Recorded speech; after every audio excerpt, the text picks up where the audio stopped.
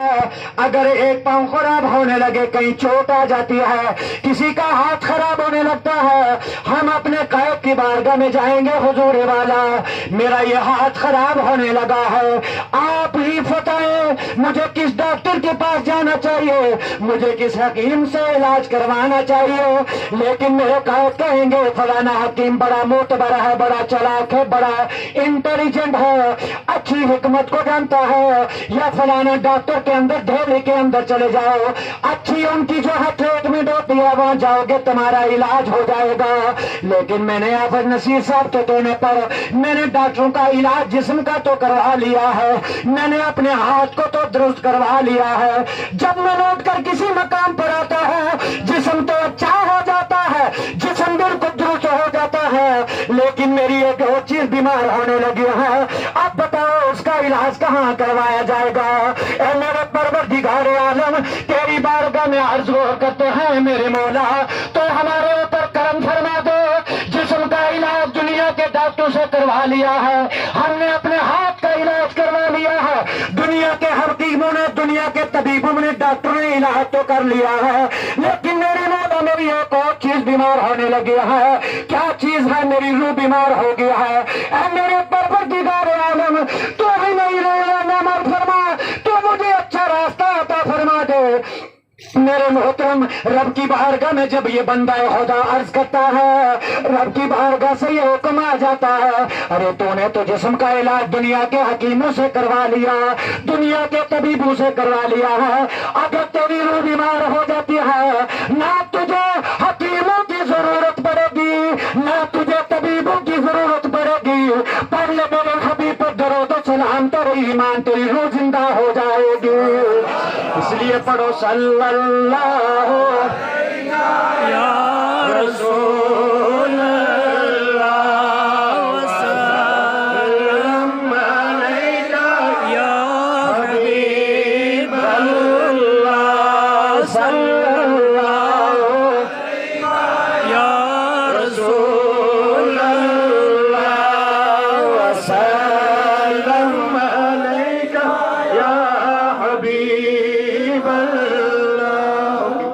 کہ یا غوث، پکارو یا غوث۔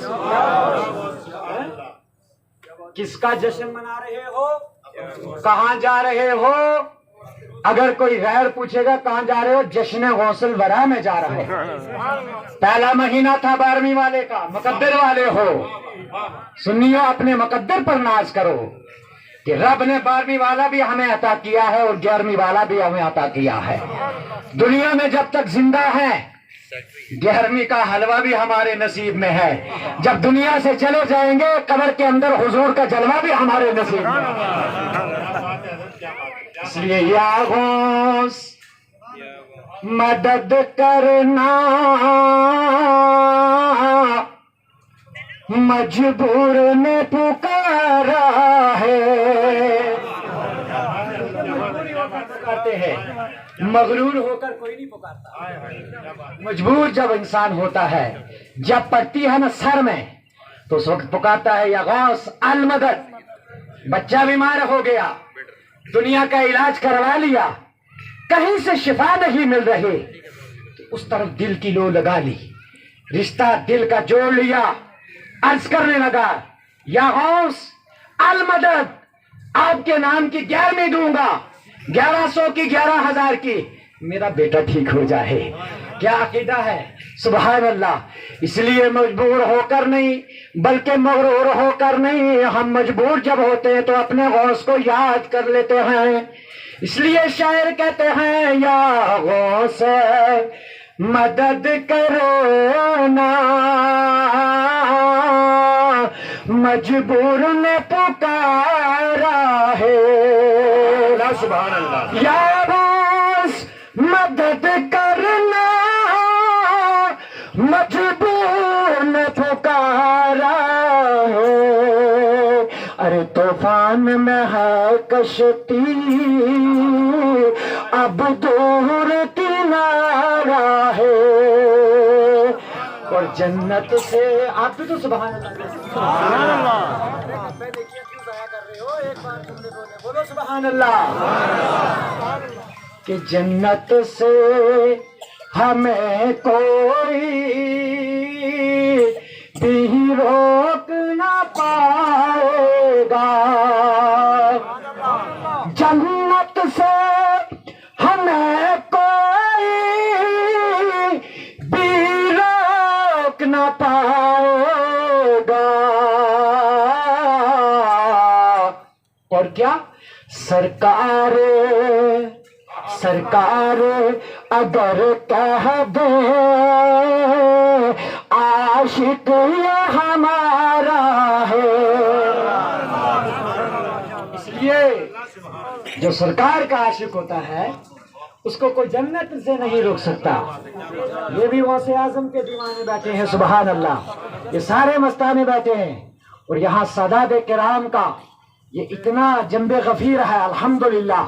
اللہ ہمیشہ اس بات کو ہمیشہ کے لیے ہرا بھرا رکھے، اللہ ہمیشہ ان کو جو ہے سرکار غوث اعظم کے نقش قدم پر چلنے کی توفیق عطا فرمائے۔ میرے نبی کے دیوانوں، بڑے قسمت والے، رب کائنات نے فرمایا یا ایھا الذین آمنوا اتقوا اللہ، اے ایمان والو۔ کس سے اللہ نے خطاب فرمایا؟ اللہ کس کو فرما رہا ہے؟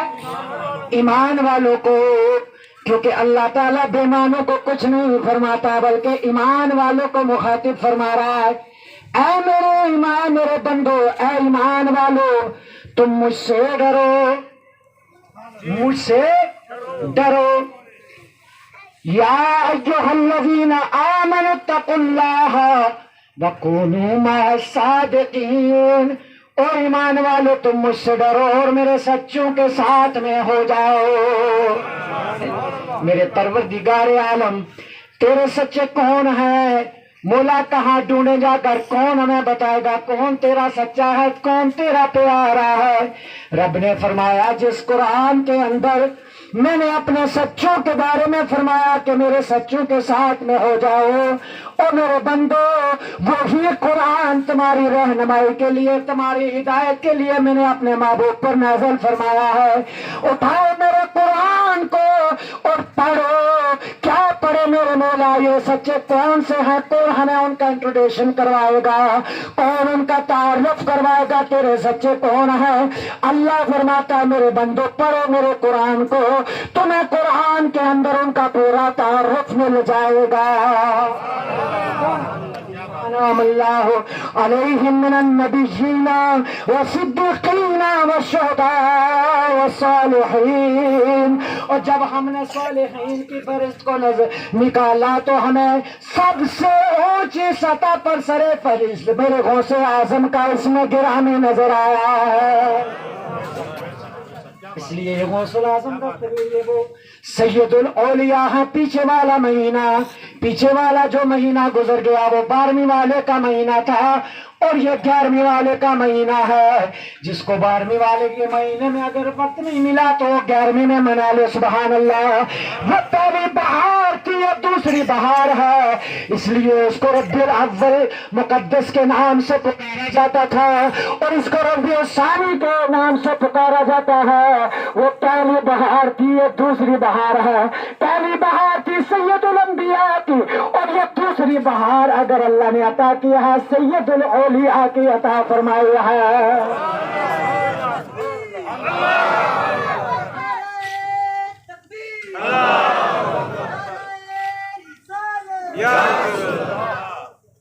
اس لیے میرے غوث اعظم رضی اللہ تعالیٰ عنہ کا بچپنا ہے، ابھی بالکل چھوٹے ہیں، یہ وہ غوث اعظم دستگیر ہیں جس کا ہاتھ تھام لیتے، جو ان کا ہاتھ تھام لیتا ہے جہاں بھی چلا جائے گا اللہ کی بارگاہ میں قابل قبول ہو جائے گا۔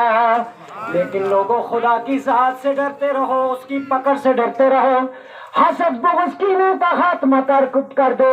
اس اپنے سینے کو سینے تک ہی نہیں بلکہ اس اپنے سینے کو میرے نبی کا مدینہ بنا لو. اس لیے کہ جس سینے کے اندر میرے آقا کی محبت ہوگی، جس سینے کے اندر خدا کا خوف ہوگا، اولیاء کاملین کی عزت اور عظمت ہوگی. الحمدللہ الحمدللہ ہمارا ایمان یہ کہتا ہے میرا خدا اس سینے کو کبھی جہنم کی آگ میں نہیں جلائے گا. اس لیے ہمیں چاہیے خدا سے ڈرتے رہو. اس لیے میاں محمد بخش رحمت اللہ علیہ فرماتے ہیں کہ عدل کرو تھر تھر کمڑ. خدا کی پکڑ سے، خدا کے عذاب سے ڈرنا چاہیے انسان کو، لیکن ہم نہیں ڈرتے. ہم کہتے ہیں جو کچھ ہے ہم ہی ہم ہیں. 4 جملے اگر سیکھ لیے ہم کہتے ہیں ہم ہی ہم ہیں. ارے سیکھو، بنو. ہم منع نہیں کرتے، لیکن پہلے اس سینے کو صفا کرو، پہلے اس کو پاک اور صاف کرو. تھوڑا ہوگا، عمل والا ہوگا، اس کی برکت سے زمانے میں تمہارا نام میرا خدا روشن فرما دے گا. کیا بات ہے، سبحان اللہ سبحان اللہ. بے شک اس لیے کہ خدا کی ذات سے ڈرا کرو. جو خدا سے نہیں ڈرتا تو اس کا ٹھکانہ کہاں ہے؟ جو مصطفیٰ سے نہیں ڈرتا تو اس کا ٹھکانہ کہاں ہے؟ جو صحابہ کرام کے نقش قدم پر نہیں چلتا تو اس کا ٹھکانہ کہاں ہے؟ جو غوث اعظم کی کرامت کو نہیں مانتا اور ذات کو نہیں مانتا تو اس کا ٹھکانہ کہاں ہے؟ خود فیصلہ فرما دیجئے. اس لیے کہ خدا سے ڈرتے رہو. میاں محمد بخش رحمت اللہ علیہ فرماتے ہیں کہ عدل کرو تا تھر تھر کمڑ اچیا شان والے. عدل کرو تا تھر تھر کمڑ اچیا شان والے. رحم کرو تو بخش جان ساڈے دونوں کا. میرے مولا ہمارا عمل تو بڑا کمزور ہے، ہمارا عمل اتنا کمزور ہے ہم کچھ نہیں کر سکتے ہیں، لیکن میرے مولا تیرے دربار میں یہ خالص دامن بسار کر بیٹھے ہیں، یہ بچھایا ہوا ہے. اے میرے مولا اپنے حبیب کے صدقے میں اور حبیب کے اس پیارے نواسے غوث اعظم کے صدقے میں ہمارے دامنوں کو مالا مال فرما دے.